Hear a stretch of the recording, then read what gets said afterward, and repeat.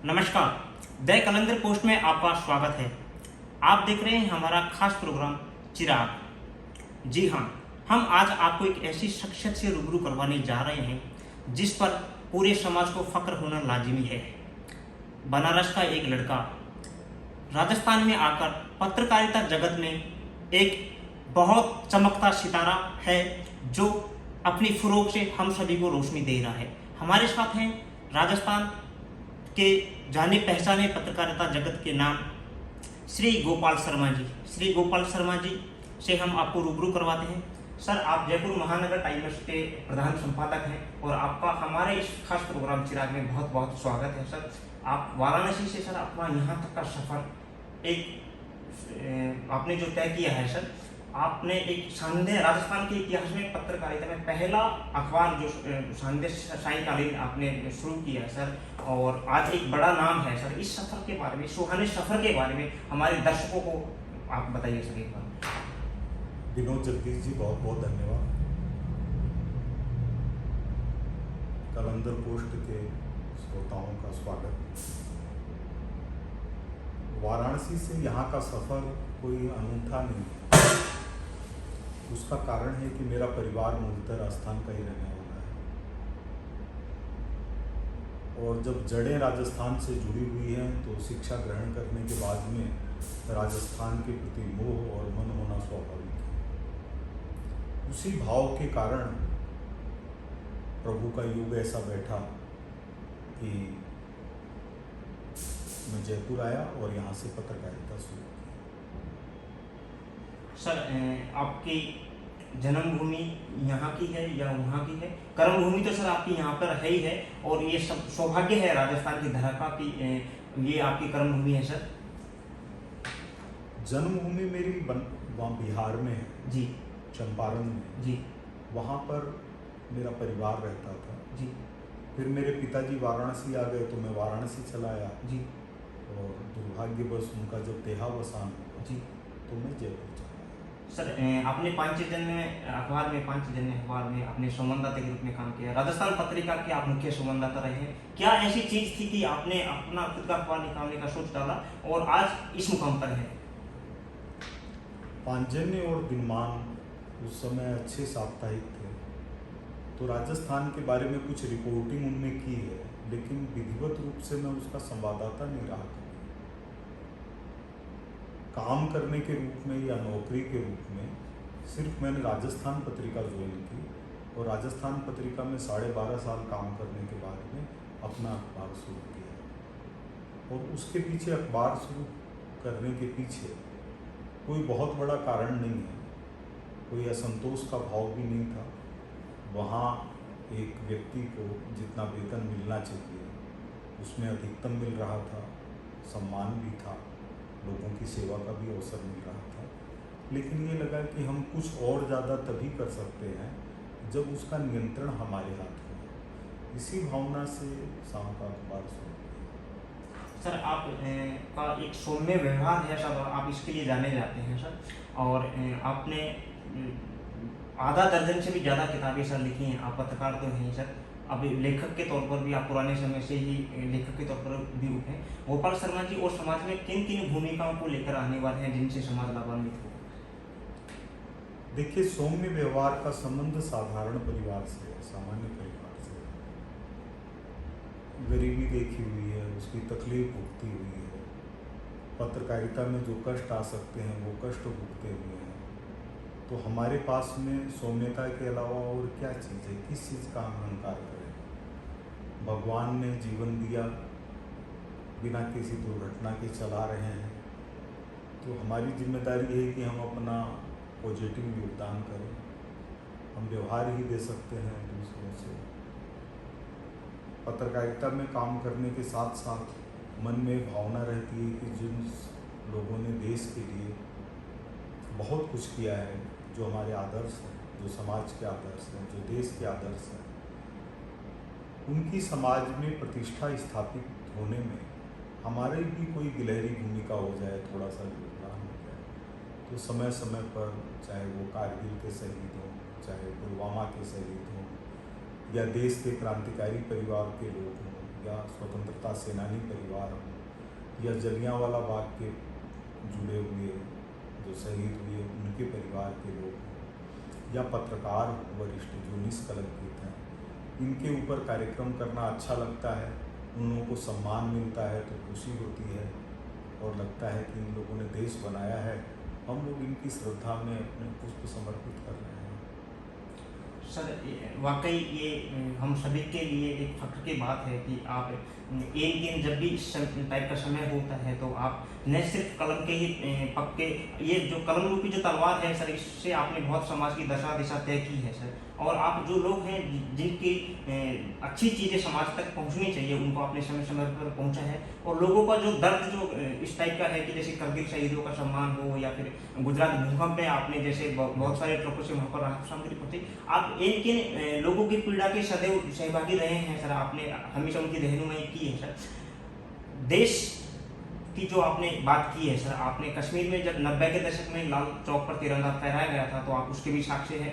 न सिर्फ लाल चौक में बल्कि आप अयोध्या में जो राम मंदिर था उसके भी आप साक्षी रहे। तो ये जो राजनीतिक जो घटनाक्रम है सर, देश की अखंडता को बनाए रखने वाले, तो देश की एकता के लिए काम करने वाले, तो सर मोदी जी के नेतृत्व में अगर मैं आगे फिलहाल बात करूं तो देश कहाँ है और हमारी क्या चुनौतियां हैं और हम उनसे किस तरीके से निदान, जो देश का सक्षम नेतृत्व है सर, आपकी नज़र में क्या है सर?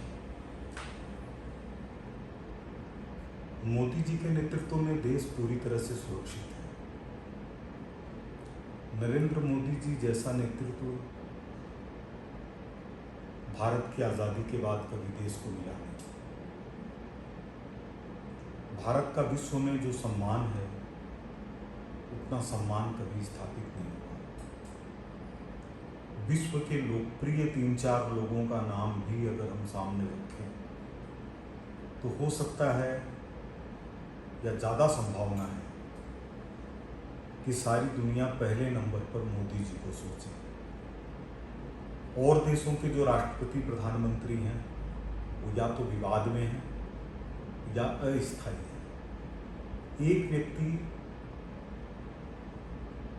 जो 22 साल से लगातार शासन में है, एक बड़े राज्य के मुख्यमंत्री के रूप में, भारत के प्रधानमंत्री के रूप में, और बिना कोई व्यवधान आए जनता हर बार अधिक मतों से उनको आगे बढ़ाने का काम करती है, उनके नेतृत्व को स्वीकार करती है, तो वो इसीलिए है कि वो निष्कलंकित हैं, निष्क्रिय हैं,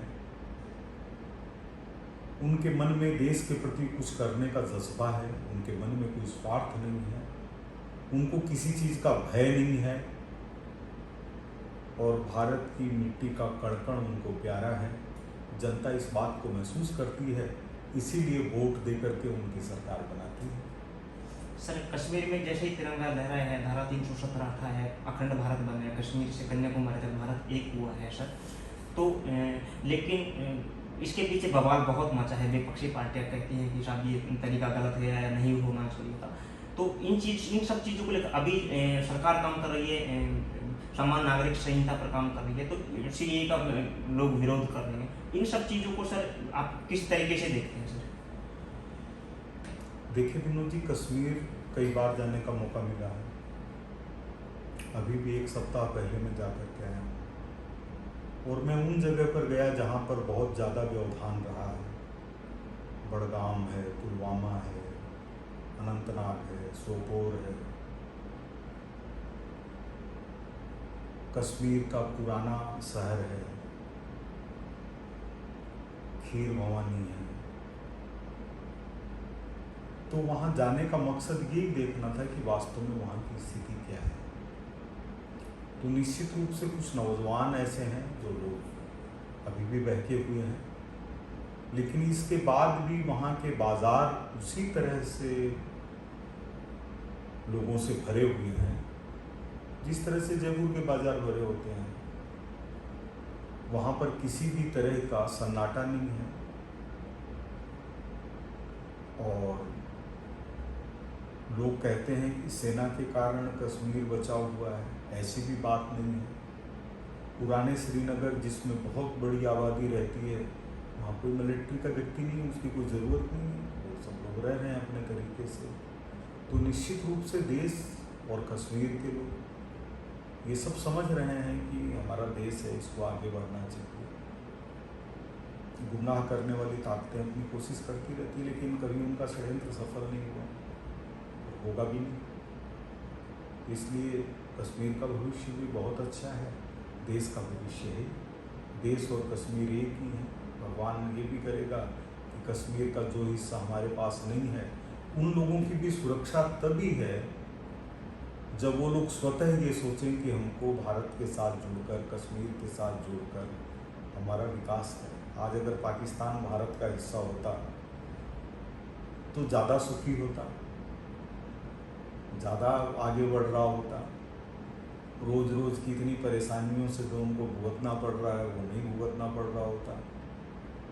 जितने पाकिस्तान के अंदर मुसलमान हैं, हो सकता है उससे ज़्यादा हिंदुस्तान में मुसलमान हैं, बराबर के हो सकते हैं। लेकिन उनकी स्थिति कश्मीर के मुसलमानों से या उसके पाकिस्तान के लोगों से ज़्यादा अच्छी है। तो इसलिए मिलजुल के रहने में फ़ायदा है। भारत के ही सब लोग हैं, यहीं के। वो लोग भी पहले हिंदू ही थे ज़्यादातर, कोई मुश्किल से कोई लाखों में कोई एक आध बाहर से आए हुए होंगे, नहीं तो तकलीफ़ पा करके वही हिंदू से मुसलमान बने। तो उनकी अपनी आस्थाओं से जुड़े रहना, उसमें कोई गलत बात नहीं है, जुड़े रहें। उनको कुरान शरीफ अच्छी लगती है, कुरान शरीफ का पाठ करें। उनको मोहम्मद साहब अच्छे लगते हैं, मोहम्मद साहब को मानें। लेकिन हम जिस देश के रहने वाले हैं, वहाँ के विकास, वहाँ की समृद्धि के प्रति हमारी भावना होनी ही चाहिए, और है भी। अगर इतनी बड़ी संख्या में भारत के रहने वाले मुसलमान अगर भारत के विरोधी हों तो एक दिन में सारी शासन प्रशासन व्यवस्था अस्त व्यस्त हो जाए। मिलजुल कर रहने में, अपनी धरती से प्यार करने में, अपने देश को आगे बढ़ाने में सबका फायदा है। सब समझते हैं इस बात को। सर बहरहाल सर आप ही की बात करते हैं। आपने एक कठिन डगर पार करके अपना एक मुकाम हासिल किया सर। बहुत मुश्किल है सर अपना अखबार चलाना, और इसे अच्छे से चलाना, उस अखबार को जनता का अखबार बनाना सर। आपने शुरू से तय किया था कि हमको अपना खुद का अखबार चलाना है, या फिर आपने जिन हालातों में सर अपना अखबार शुरू किया, तो क्या समस्याएं आपके सामने, क्या चुनौतियां थी, और आपने कैसे निजात पाया सर उस चीज़ से? देखिए, किसी भी चीज़ में चुनौतियाँ वगैरह नहीं होती हैं। जैसे हम यहाँ से जयपुर से दिल्ली का सफ़र करें और हम सोचें कि हमारे सामने क्या क्या चुनौतियाँ हैं। कोई एक्सीडेंट भी हो सकता है, मौसम भी ख़राब हो सकता है, और कोई घटना हो सकती है। व्यक्ति के खुद के जीवन के साथ कोई घटना हो सकती है। वो बस में बैठ के बेहोश भी हो सकता है, उसको चक्कर भी आ सकता है, कोई भी घटना हो सकती है। तो हम चुनौतियाँ देखें तो चुनौतियाँ यही सब है। लेकिन हमको पता है कि सभी लोग लगभग सुरक्षित पहुँचते ही हैं दिल्ली।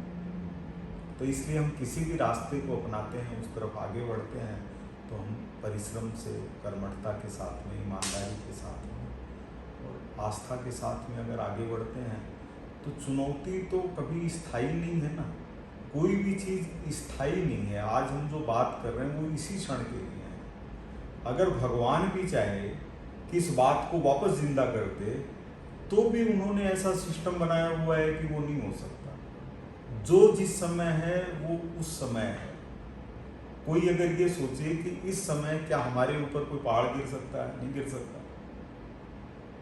तो इसलिए प्रभु ने नियति को जिस तरह से बनाया हुआ है, सृष्टि को जिस तरह बनाया हुआ है, उसके हम लोग माध्यम हैं। अगर हम मेहनत के साथ, ईमानदारी के साथ, अपने परिवार के कल्याण की भावना के साथ, समाज के कल्याण की भावना के साथ हम काम करते हैं तो ईश्वर सफलता देता है।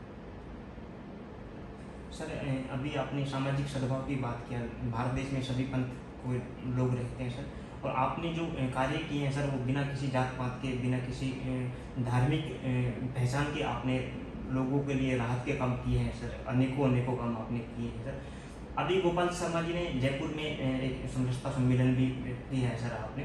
तो सर आप अनेकता में एकता वाला जो भारत में आप जो ये जो बागडोर आप संभाले हुए हैं, ये जो लोग कर रहे हैं सर, नेता लोग अपनी नेतागिरी के हिसाब से उस काम को करते हैं या लोगों की पीड़ा में हमदर्द बनते हैं। गोपाल शर्मा जी अपने काम से हटकर इस चीज़ को कर रहे हैं तो गोपाल शर्मा जी की नई भूमिका क्या हम एक जन नेता के रूप में देख सकते हैं? देखिए विनोद जी, कुछ कह नहीं सकते, क्योंकि हमारे हाथ में सिर्फ कर्म करना है।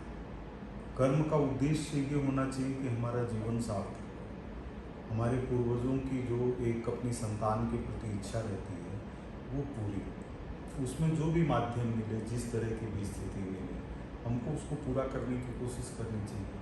जैसा भी अवसर आएगा उसमें अपनी सामर्थ्य, अपने स्वास्थ्य, अपने मन को एकजुट करके काम करेंगे। सर, बहुत मुश्किल होता है आदमी का इतना लंबा और इतना अच्छा सफर तय करते हुए बिना किसी वाद विवाद के। गोपाल जी सर का एक सरल सुलभ सौम्य व्यवहार है सर। आप कैसे सर बिना किसी वाद विवाद के, मतलब इन चीज़ों से बचते हुए सर, आप सिर्फ अपने काम पर फोकस करते हैं सर? ऐसा जिन लोगों के साथ रहने का मौका मिला है उनमें बहुत बड़प्पन देखा है। मेरे पिताजी थे,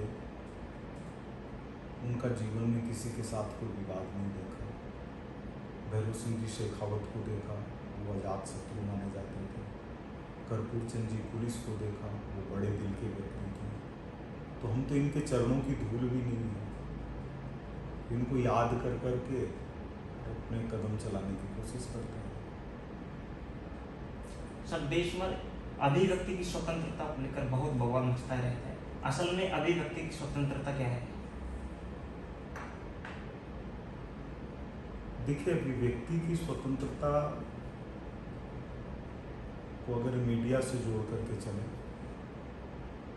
तो थोड़ा मुश्किल काम है। इसलिए है कि ये एक व्यवसाय में बदला हुआ है। व्यवसाय में बहुत सारी बाधाएं हैं, बहुत सारी चालबाजियां हैं, बहुत सारी गलतियां हैं। उनको अगर हम छोड़ करके अभिव्यक्ति की आज़ादी की बात करें तो वो बहुत कठिन है। कठिन उसी तरह से है कि कांग्रेस 1985 में बनी और 1947 में उसके प्रधानमंत्री बने, लेकिन चंद्रशेखर आज़ाद, भगत सिंह, राजगुरु, इनका जीवन तो क्षणिक था। 2-4 साल काम किया, इन्होंने शहीद हो गए। उसी तरह से कि हम किसी भी तरह के अभिव्यक्ति की आज़ादी की बात करते हैं तो उसके लिए इंडिविजुअल हमारी ताकत तो हो सकती है, हम अपनी ताकत के हिसाब से किसी भी तरह की बात करें, कोई मना नहीं करेगा। लेकिन हम सिस्टम में ढाल करके उसको बड़े तरीके से समाचार पत्र के जरिए, चैनल से करने की कोशिश करें तो उसमें हमको साधन बहुत चाहिए, और साधन कभी स्वतंत्रता नहीं देता। हमारे पास जो ही साधन आएंगे हमारी स्वतंत्रता के ऊपर ही लगाम लगाएंगे। जैसे हम कार में बैठे हैं तो हम सड़क पर चलने का आनंद नहीं ले सकते। हम एयर कंडीशन में बैठे हैं तो हम पेड़ों की हवा का आनंद नहीं ले सकते। लेकिन अभिव्यक्ति की स्वतंत्रता में अगर हम ये मान के चलें कि कोई भी चीज़ सच है, कोई भी चीज़ सभ्य भाषा में कही हुई है, कोई भी चीज़ निष्पक्ष है, कोई भी चीज़ अपनी राष्ट्रीयता से जुड़ी हुई है, कोई भी चीज़ मानवता से जुड़ी हुई है, उसकी विषय में अभिव्यक्ति की स्वतंत्रता के हमको निरंतर प्रयत्न करने चाहिए। सर, आपने जैसे बताया कि आर्थिक हालात बहुत अच्छे नहीं थे। जिस शख्स के खुद के आर्थिक हालात बहुत अच्छे नहीं रहे हों और जिन्होंने अपनी मेहनत, ईमानदारी और अपने कर्तव्य पथ पर चलते हुए अपना एक जगह बनाया हो और आज बहुत अच्छी व्यवस्था में आदमी खुद हो और आज वो समाज के लिए, समाज को रोशन करने के लिए काम कर रहा है, अपनी जेब से पैसा खर्च कर रहा है, वो चाहे पत्रकारों का सम्मान हो या फिर पीड़ित लोगों को राहत पहुंचाने का कार्य हो या फिर देश भर में जगह जगह जहाँ भी जिन लोगों को जिस भी तरीके से अपन मदद कर सकते हैं उसका हो। गोपाल शर्मा जी न सिर्फ प्रदेश में बल्कि प्रदेश से बाहर भी इन सब कामों में लगे रहते हैं। ये सब जेब खर्च करके और लोगों को सम्मान करके या उनकी पीड़ा में अपनी भागीदारी निभा के आपको कैसा लगता है? आप ये सब क्यों करते रहते हैं सर? देखिए, ये सबसे निष्ठा और धैर्य, परिश्रम जुड़ा हुआ है। अगर हमारी निष्ठा है, हमारे में धैर्य है, हम परिश्रम करते हैं तो सफलता मिलती है। सफलता के मायने ये हैं कि हमारी तकलीफ़ें कम होती हैं। तकलीफ़ें कम होती हैं तो हम उसमें जो हमारे पास में चीज़ें हैं वो अगर हम बांटते रहें, आपस में बांट के करें, मिलजुल के करें, समाज के लिए करें तो एक सुकून मिलता है हमें, हम अच्छा काम करें। समय तो जाना है, समय तो बीतता है, अब उसको हम किस तरह से बिताएं, इसमें हमारे विवेक की ज़रूरत है। सर इन सब चीज़ों में मतलब जैसे पारिवारिक अपने जो लोग होते हैं उनकी कितनी भूमिका होती है कि सब जैसे आप अपने मन से करते हैं या परिवार के सब लोग कि साहब हाँ हमको ये करना चाहिए? देखिए, मेरे साथ तो ये है कि परिवार की पॉजिटिव भूमिका ही रहती है, क्योंकि शुरू से ही परिवार ने ये माना हुआ है कि यह व्यक्ति काम करने के लिए है। जैसे ये मान लिया कि पत्रकारिता करने के लिए, तो परिवार के लिए मैंने कभी समय दिया नहीं, और कभी परिवार की या उन्होंने सोचा भी नहीं कि समय देगा, तो इसलिए कभी दिक्कत नहीं आई किसी तरह की। सर देश भर में जो नौजवान साथी पत्रकारिता के क्षेत्र में आना चाहते हैं उनको आपकी तरफ से क्या संदेश है? देखिए, हमारे हाथ में सिर्फ परिश्रम है, सफलता, उसका परिणाम, ये सब हमारे हाथ में है।